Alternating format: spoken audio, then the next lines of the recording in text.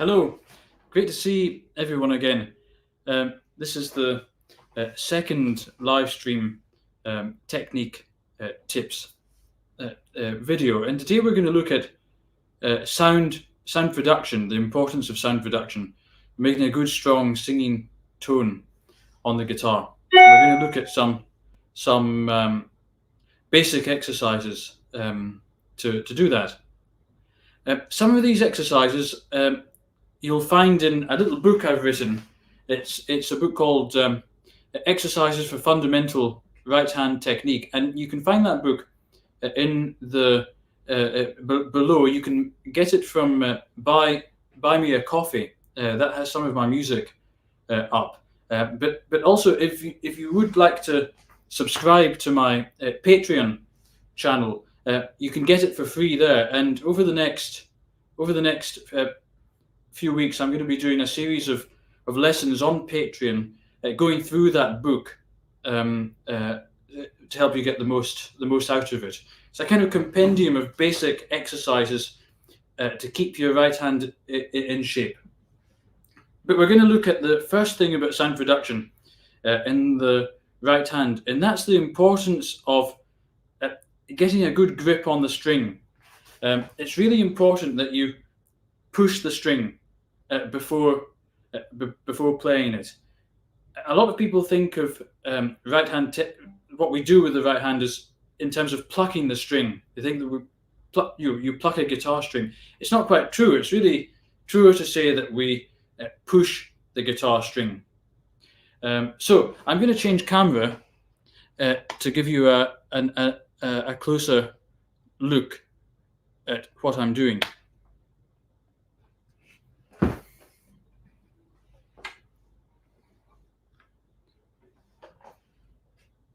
So here is my right hand, obviously, and I'm going to, with my index finger, just play the third string, or not play it, but push it. You can see the string going down.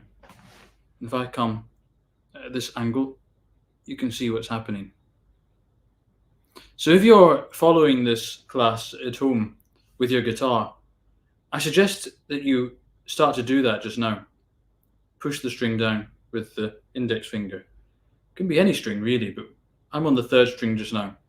The third string is nice and loose, so you get quite a good grip on the string. You can push it quite easily. You get a feel for what you are trying to do.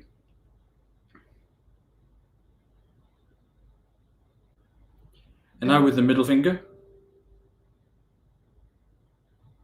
you can try and push the string. Just get a feel for what it's like to push it down, to feel the string under your fingertip. The same with what we call the A finger. I'm sure most of you know that. If you don't, we call the ring finger of the right hand the A finger, the annular finger.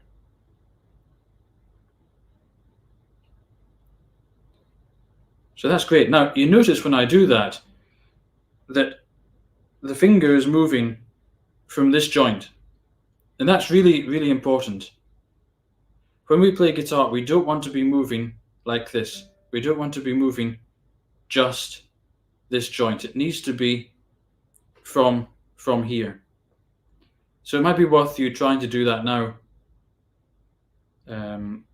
away from the string.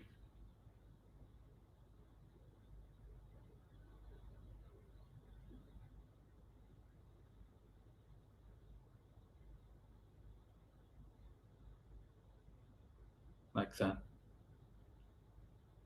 Sometimes I say to students, it's a little bit like opening a door.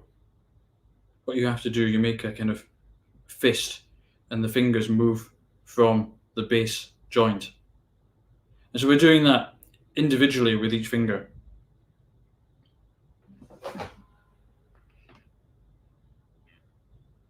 Are you pushing the strings to the body of the guitar? Yes, but you'll see that it's slightly up as well. So it is going in, but it's also being pulled up. And that's an exaggeration of what I'm doing.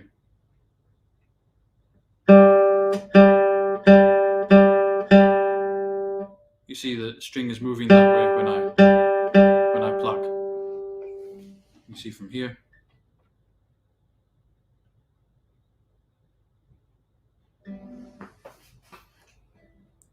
Okay, so now we've done that. Let's try that again. So index finger on the third string, pushing the string. Just do it repeatedly. And then the middle finger on the second string, the same idea. And it doesn't matter if you have nails or no nails. We want to get a good grip on the string. In fact, if you're just starting guitar, it's actually quite good to play with no nails, so you don't start to rely on the nail entirely. When you play with nails, it's a combination of fingertip, flesh, and nail.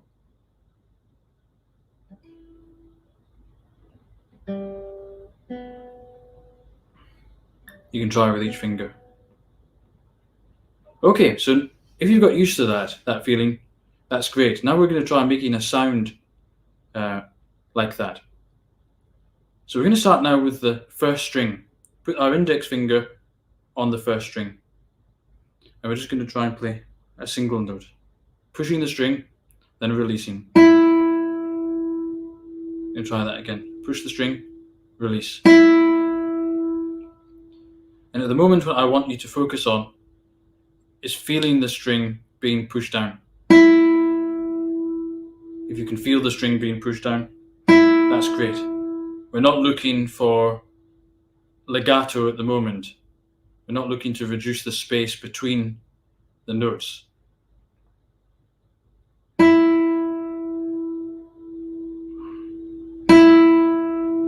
And try and make sure that it's moving from here.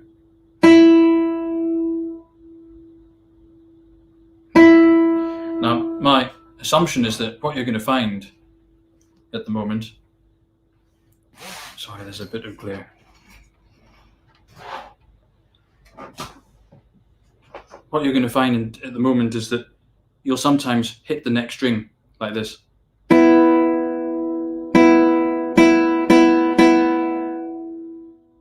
Now, in a sense, that's okay at this stage, because it actually means you're doing it basically correctly.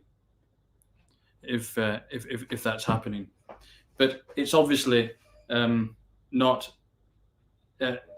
what you want to be doing when you're playing a piece. So if you are hitting the next string, stick with it for now, because that means that you are pushing the string in a good, effective way, and then we can work on making that more accurate. So I made a bit of a mess of the lighting today. I apologise.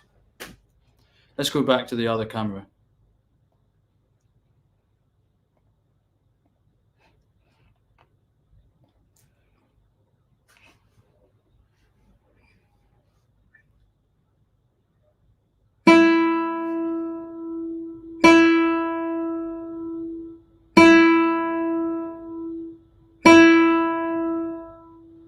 I'm just going to repeat that with the index finger and get the feel.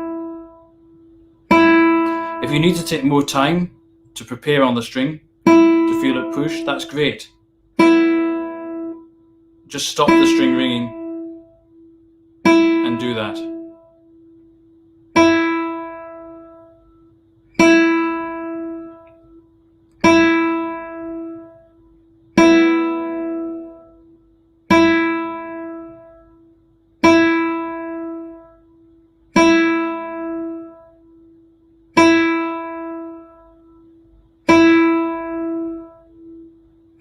Now we're going to try with the middle finger. So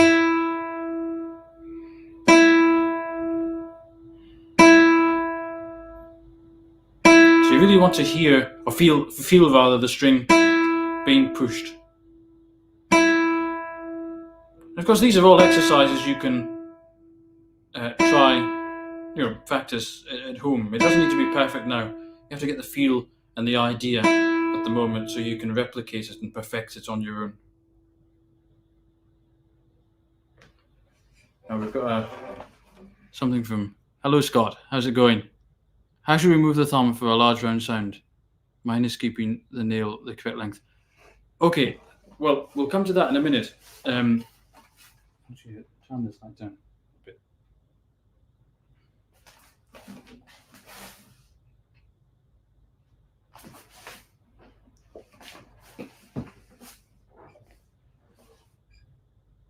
Okay. In fact, that's not light enough.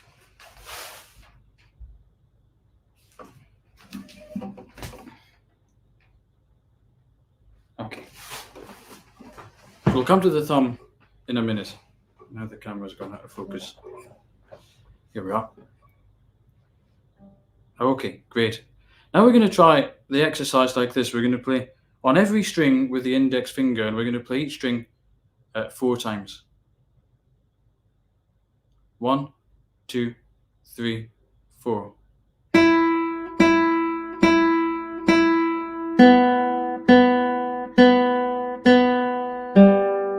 You can see that I'm resting my thumb on the E string.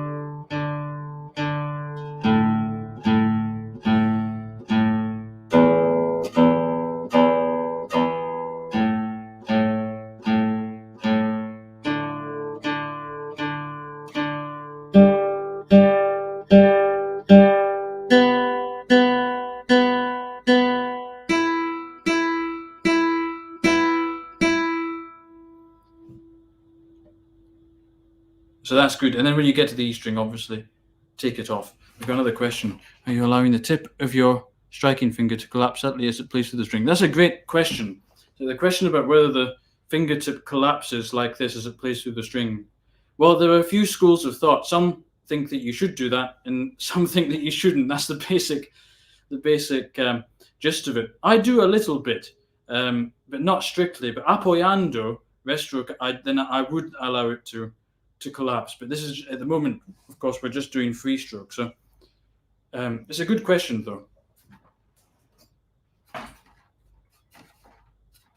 So let's try the same thing with the middle finger.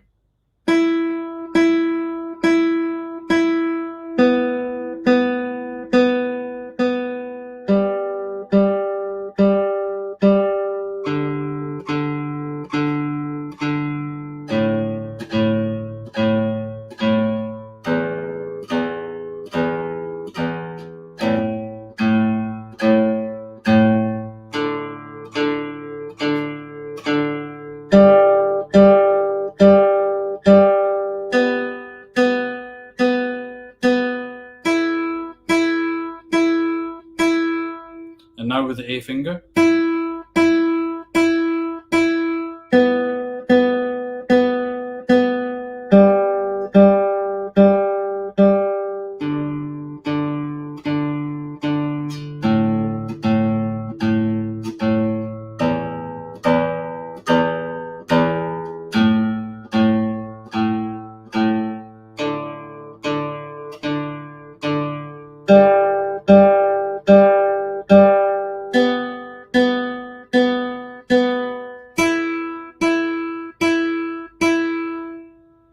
So hopefully you've got the idea of how to do that now, and I'll go back to the other camera.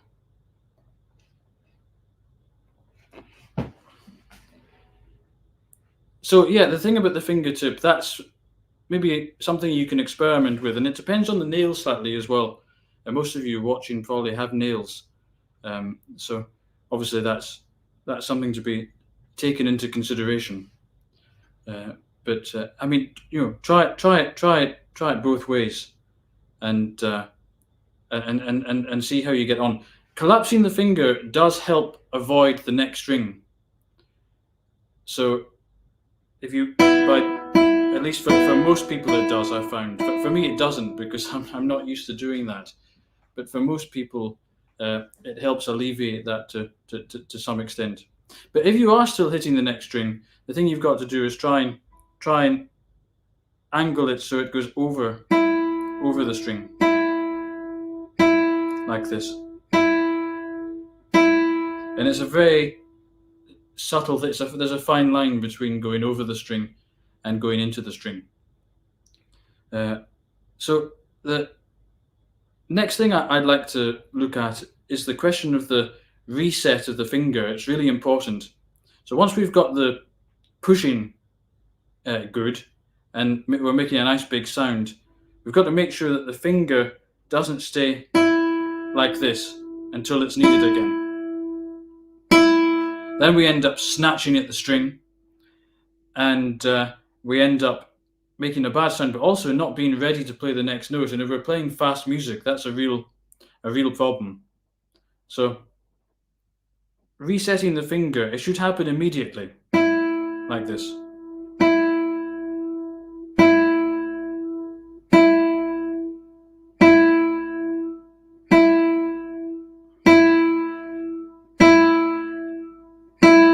So it immediately bounces back to its starting position. And I found that even some quite advanced players have difficulty with this. They've maybe got used to holding the tension. So it doesn't matter what level you're at. This is something that you can definitely address. Resetting the finger. So as you go through the exercise we just practiced, trying to reset the finger is crucially important. The next stage of this sort of exercise and getting a good sound, if you're happy with the sound, happy with the stroke like that, we've only spoken about free stroke at the moment, we then need to go on to finger alternation like this.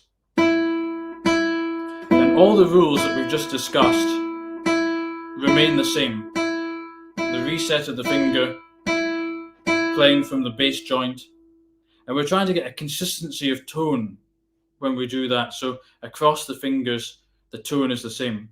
So if you're at home with your guitar, it's worth trying that just now. See how consistent you can make it, and see, if the quality is good and you're happy with it.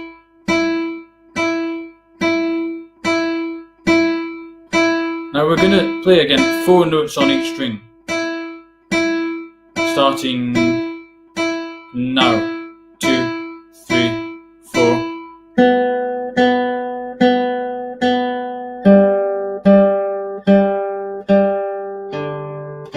I've still got my thumb on the low E string until I get to the A string, then I remove it.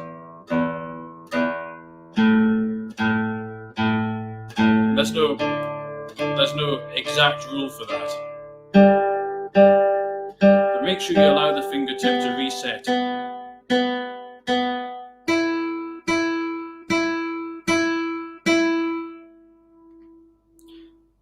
Let's try the same exercise with the M and A fingers.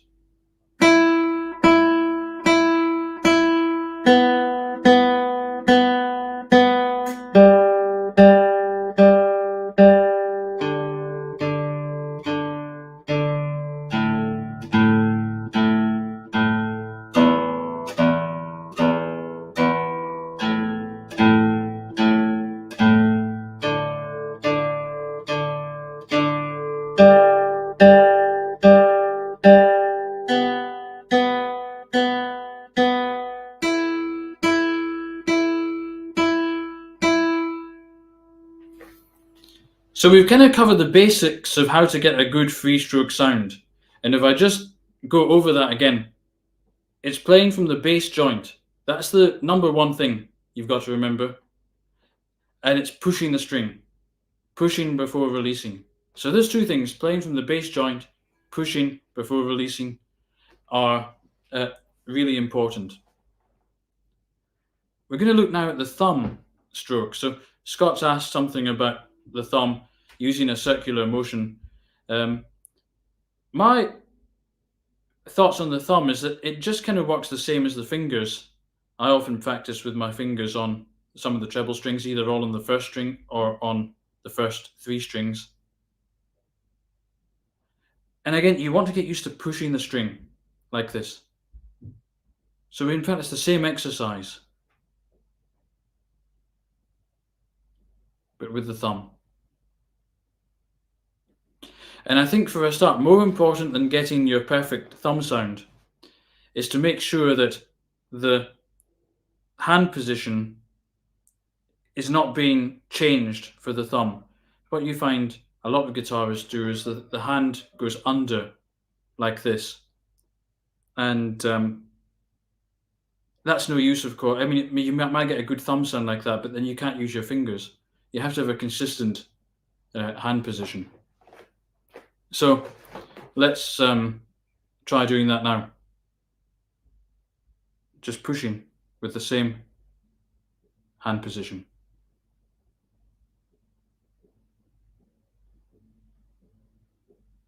I'll answer that question in a minute. That's another good question.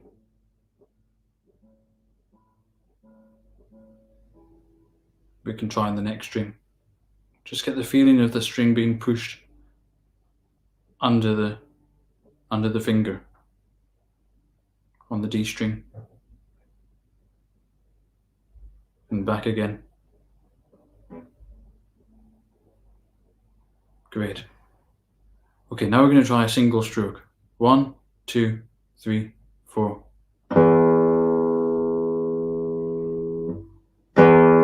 So at the moment I'm going to allow a space for the preparation.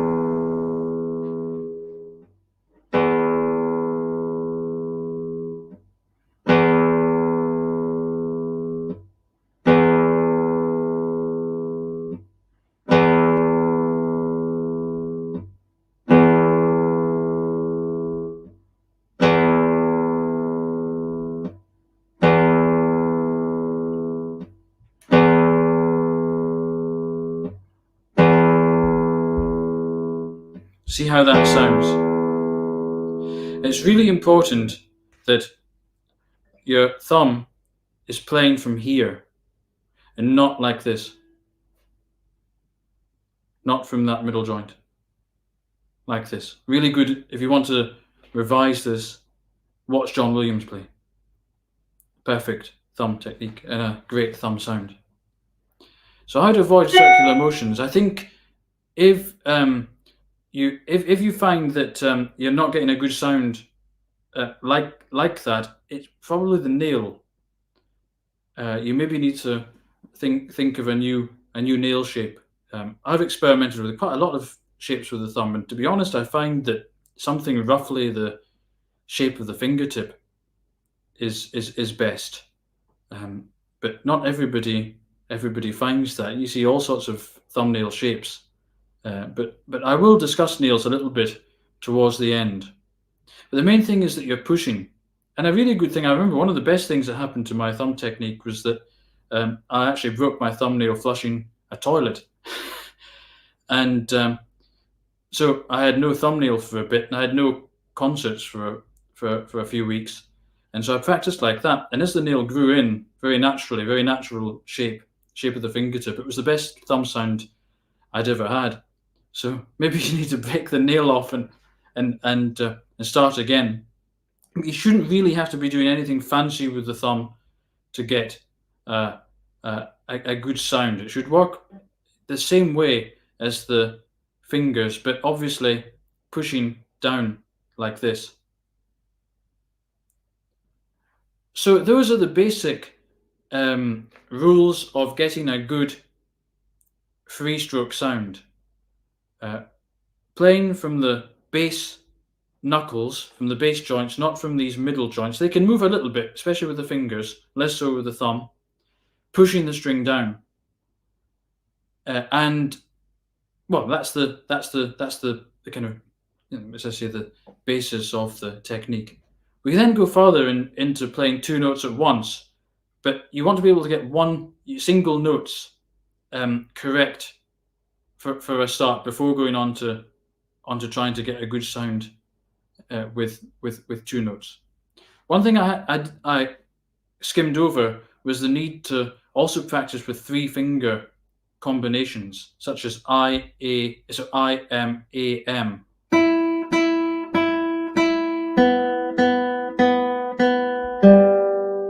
So that's something I would suggest you try as well. Again, aiming for consistency across the fingertips.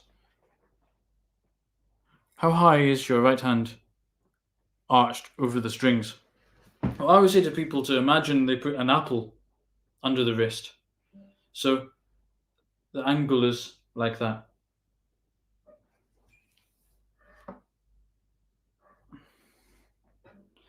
In terms of the actual hand position, some people play with this hand position. Some people play with this hand position. There are various schools of thought. There's also a French school of thought which plays with this hand position off the other side of the nail, the right side of the nail. And I'm not going to begin to attempt to teach that because it's simply not the school that I was formed in. So I would be teaching it wrong. I can only teach what I know, but those players certainly get a very, very fine sound, such as Gerard Habiton and Thibaut Garcia, and of course Presti and Lagoya, with whom the technique actually originated. But I'm playing off the left side of the nail for a start in the Tariga tradition. In terms of the right hand posture, there are pros and cons. A lot of people think that the wrist should be completely straight, like this. So you can try that. But if you observe that closely, you'll find that there's a certain amount of tension involved in keeping the wrist like that. But of course, it's very good for the tendons. They're very straight. The Tariga position was far more in terms of just making a fist and then relaxing it. So you've got your forearm on the guitar here, and you just relax the hand, and you've got your hand position. The trouble with that is that you get this bend in the wrist, but it's very relaxed. So my view is I tend to use something in between that has as little tension, keeping the arm as straight as possible, but enough to take any strain off the tendons from too severe a bend. So again, that's something you can work out. Everybody's hands are different, and so I want to really stick in this class to general principles, pushing the string from the bass joint. That's the thing that, in some ways, all or almost all schools of playing will agree on. Let's look a little bit now at apoyando. And there was a movement in the guitar world a couple of decades ago that was almost against apoyando, thinking it unnecessary, and that you could get just as good a sound from a free stroke, a tirando. So that obviously is a view. It's not one I subscribe to or agree with. I think apoyando is a wonderfully expressive device on the guitar.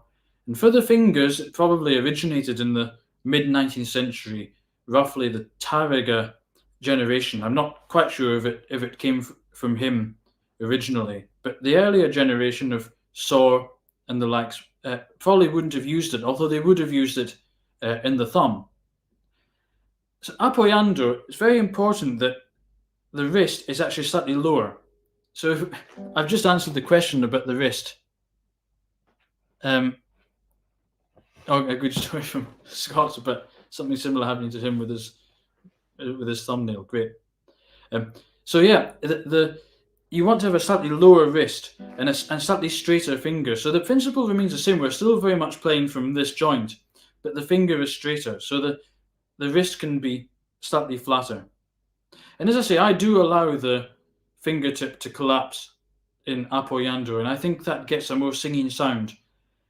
In flamenco guitar, the apoyando is very percussive, and that's of course what you're aiming for because you need to project over a lot of noise, dancing and singing.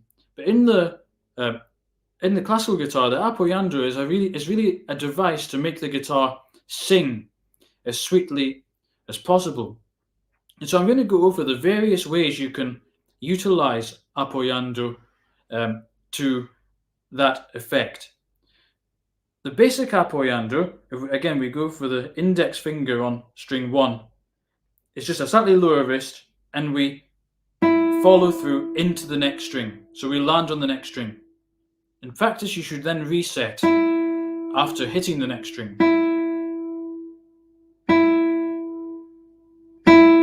But you are landing on the next string. Some players have a slightly different hand position for it. The guitar, there's quite a lot of variation how people do it. You might need to experiment a little bit. You don't want a hand position that's too radically different, because you won't be able to go between apoyando and tirando in a piece. You want to be able to use apoyando quite spontaneously. And we've got a question: how long can you take to hit the next string?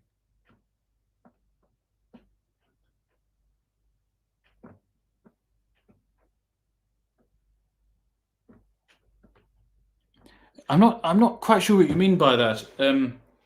Well, I'll maybe come back to that. You could maybe formulate the question. So do you mean playing two notes at the same time with one finger? Or do you just mean playing two notes in quick succession, like this?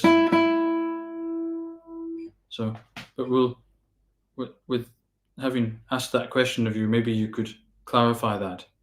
But apoyando, if we just practice it just now and get the idea, it might be something that you can do already. It might be something you need to work on. This basic apoyando stroke kind of works the same way as free stroke, but we're landing on the next string. We're resetting. We're still playing from the bass joint, but we've got a slightly flatter wrist.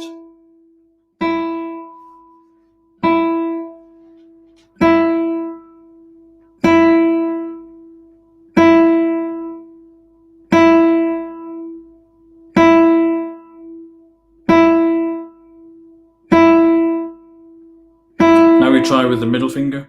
And of course you can go through the same exercises as before. The A finger.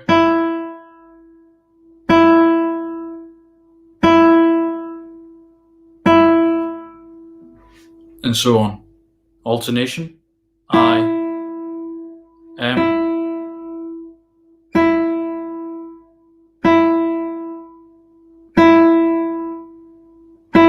Consistency of sound is everything. And then with the other combinations as well. But I'll leave that with you. I want to go on to different approaches to apoyando. So that apoyando is like the tirando, the free stroke, playing like this. But there's a lot of other apoyandos we can use. Rather, in the standard stroke, the string is released in this direction. But we can also release the string towards the fingerboard, like this. So you see a slightly different hand position.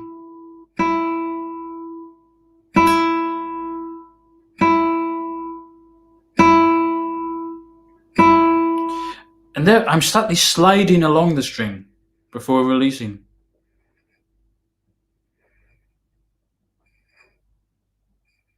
And Segovia used this to great effect.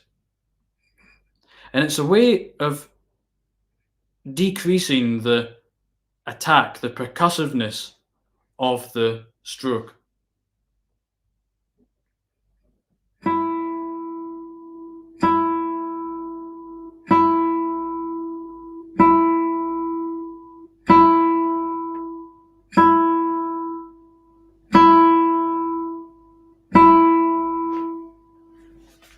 So if we take a piece like the Tansman Scriabin variations,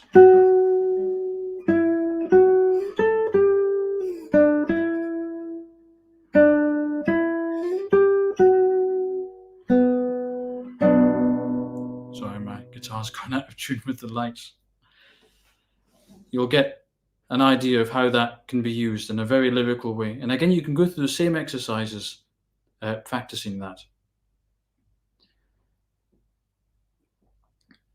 The other approaches to apoyando can be the same direction, almost the same direction of release, but slightly up this way, by using the wrist. And that's slightly more percussive.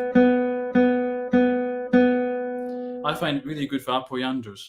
It's not apoyandos, for grace notes and the like. Appoggiaturas, that's the word I'm looking for.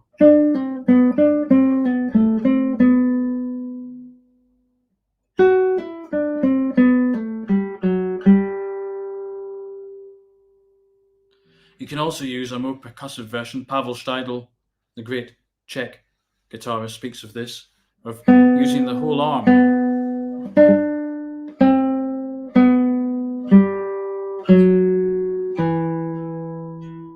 And all of these approaches create a different sound in a different sound world. And so they're all worth using and learning to use accurately. And I'm just about to finish up with the right hand, but we've got this question: how to play more than one string consecutively. Well, that might be the reset of the finger. So you need to make sure that the finger resets to its starting position.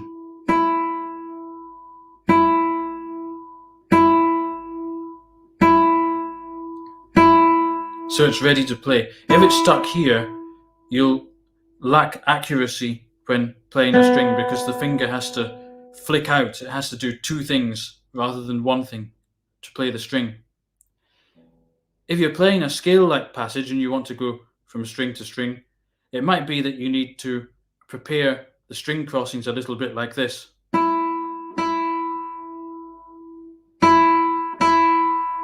So I play the middle finger and my index finger gets ready on the next string. So it can't miss if you do that, if you prepare it accurately. And I've got a short video on my YouTube channel, quite a recent one, on how to get your scales faster, and it covers how to practice that. So I don't know if that's answered the question. You can fire another question at me if it hasn't. But for now, I want to go on.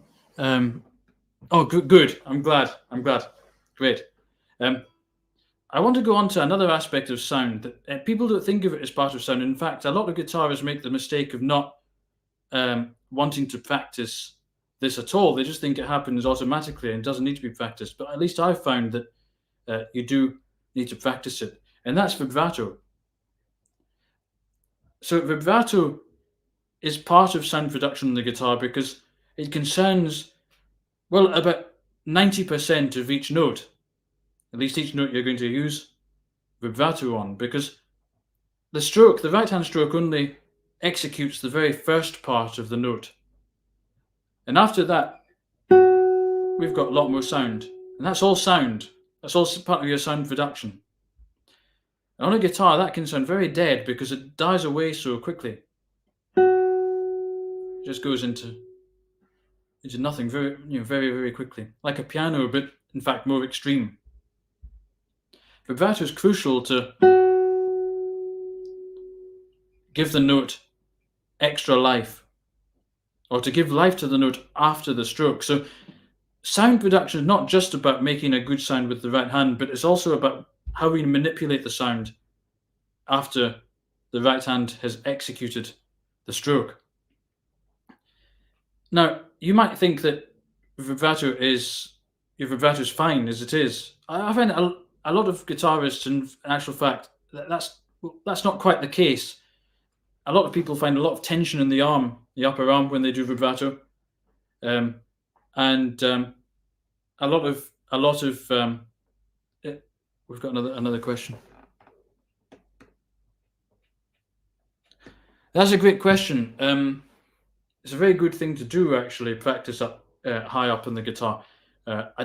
I'll come to that at the end, if that's all right, because it's not quite what I was planning to cover. This class is much more about sound production, but it's a good question, and I will try and help you with that. There are some really good exercises you can practice, in fact, for that. Basically, anything scale related. But back to vibrato. The way I suggest practicing vibrato is to give each movement of the wrist, and before I say that, you make sure that the vibrato is created like this. It's a movement of the arm and the wrist. It's not like an electric guitar.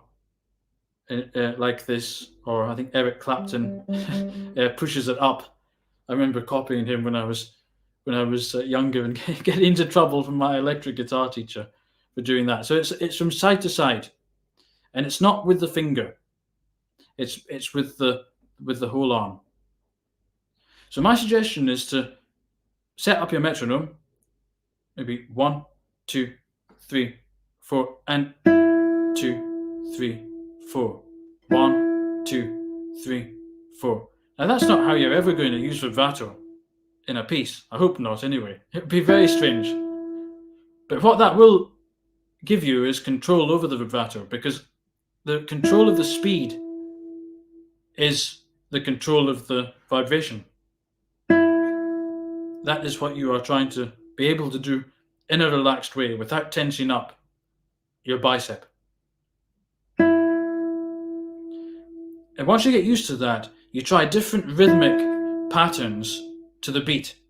So this is 1, 2, 3, 4. Now quavers 1 and 2 and 3 and 4 and 1 and 2 and 3 and 4. Triplets 1 and 2 and 3 and 4 and 1 and 2 and 3 and 4 and semiquavers 2E and 3E and 4E and 1E and 2E and 3E and 4E and 2, 3. Now we're back to crotchets. 1, 2, 3, 4. 1, 2, 3, 4. 1, 2, 3, 4. 1, 2, 3. We'll try quavers. 1 and 2 and 3 and 4 and 1 and 2 and 3 and 4 and 1 and 2 and 3. Now triplets. 1 and 2 and 3 and 4 and 1 and 2 and 3.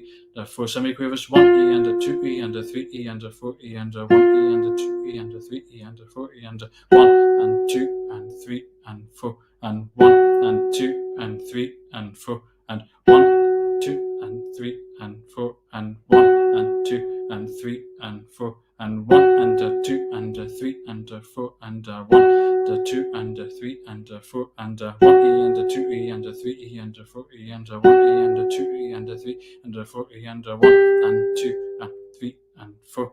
And the first sign of tension in the upper arm means you've got to keep slow and focus on getting rid of the tension.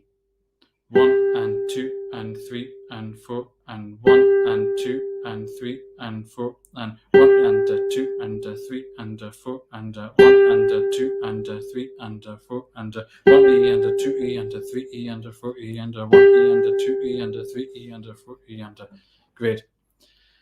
Is vibrato the same? Yeah, it is the same, but to get the same intensity, you need to vibrate more.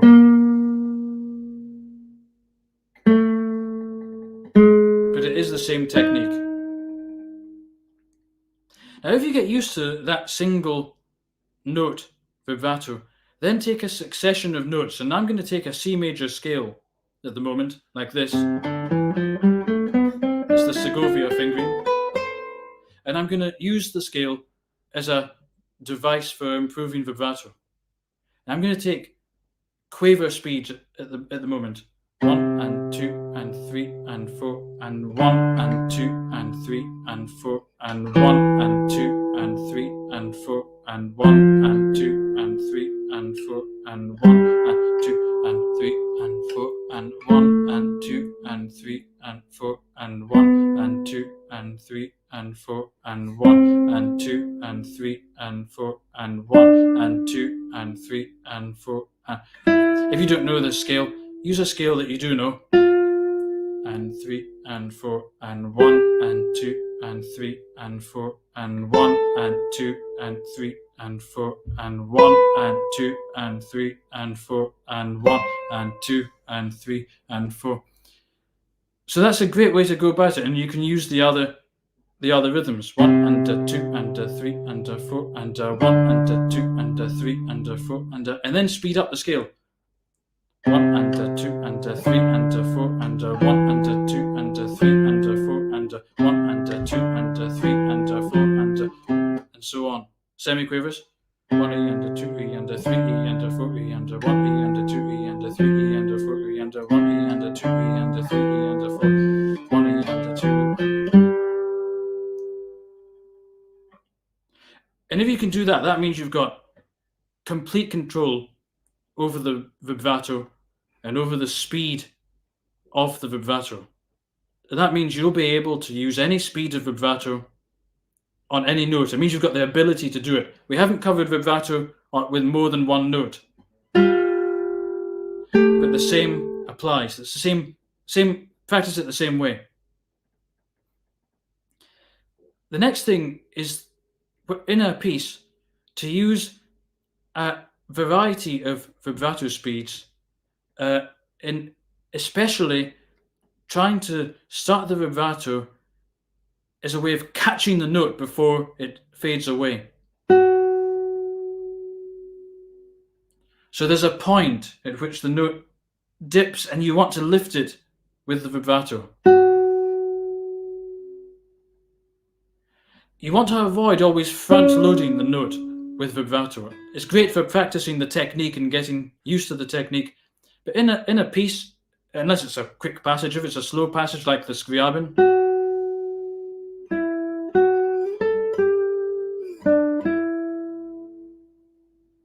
we want sometimes to delay the vibrato, use it as a sustaining device. It's color and sustain. So that's covered a few aspects of sound production in the right hand, and also the idea that the left hand also is in control of the sound production. And so we've got some more questions. Fisk Segovia style vibrato. So that's kind of using what I described as the electric guitar vibrato. Well, I'm not sure, Scott, what you mean by being old-fashioned. Who cares if it's old-fashioned? Does it sound good? That's the only thing that matters. And there are instances where it does sound good. I've seen Angel Romero, for example, use that type of vibrato. It's very common in flamenco guitar. It's very much a Spanish technique. So yeah, by all means, utilize that where you think it works. This is not a class on musical interpretation, so I'm not going to tell you where to use it and where not to use it. But you certainly don't need permission to use it. By all means, go ahead. But the standard vibrato is the one to work on for a start. You know who, but they can't be named. Huh? I'm not actually sure, but who knows? So just a few questions. Yeah, Collins, you're saying you're learning quavers and semi. Well, that's great. Can you keep going with that? It's a liberation to learn that. People think that people often think that learning that type of music theory and learning to read music is a restriction on their freedom, but not at all. You'll find that it only opens doors. So I would encourage you to keep going with it. The thing about practicing up here, the key is the thumb position. So where possible, you want to keep the fingers in this position, not like this. So not like the thumb gets stuck back here and we're trying to reach up. We want to have the thumb.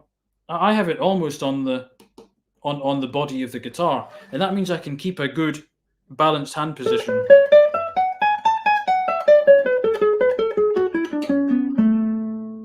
And I would suggest practicing any scale patterns that you know.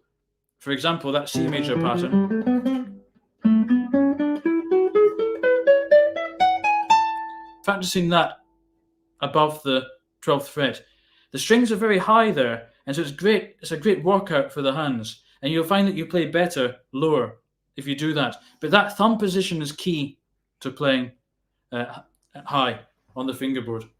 So that's really the end of the class today. I'm sorry that the lights were not great. I ended up having to set up much more quickly than I usually would, so that will certainly be better for next time. if you do want to uh, support these classes and support any of the work I do, you can do so in a kind of one-off way at buy me a coffee. The link is below, and if you want to subscribe to me on Patreon, then you can do that as well with a with a kind of as a kind of more regular thing. And you'll find that the book I mentioned on exercises for fundamental right hand technique, very basic stuff, but with quite detailed instructions on how to practice, and that's almost more important than the exercises themselves. You'll find that you can get that for free as a subscriber. And as I say, over the next few weeks, I'm going to be doing a series of lessons on Patreon itself on that book. And also on Patreon, there's going to be some great content coming up, some real surprises. I'm not going to say what they are just now, but I'm very excited about them. There's a few collaborations with some really interesting people and musicians, and that's all going to be on Patreon. And if for all of this technique class is going to stay as a free live stream on YouTube. It's going to go out live. Some of the other the lessons on the book, that's only going to be on Patreon. Quite a lot of the content, I'm not going to give away what it is yet. Some of that will go out live on Patreon and then be uploaded to YouTube a few days later. But of course, if you want, so you'll have access to it.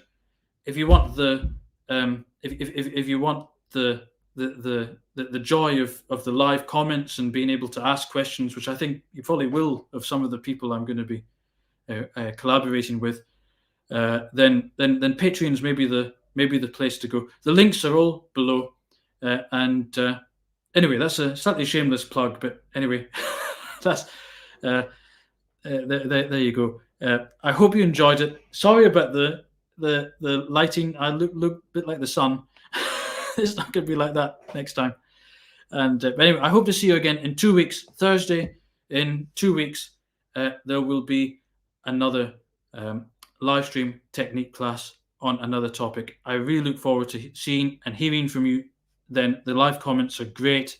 It really adds to the class. It makes it really. So great. All the best, and see you then.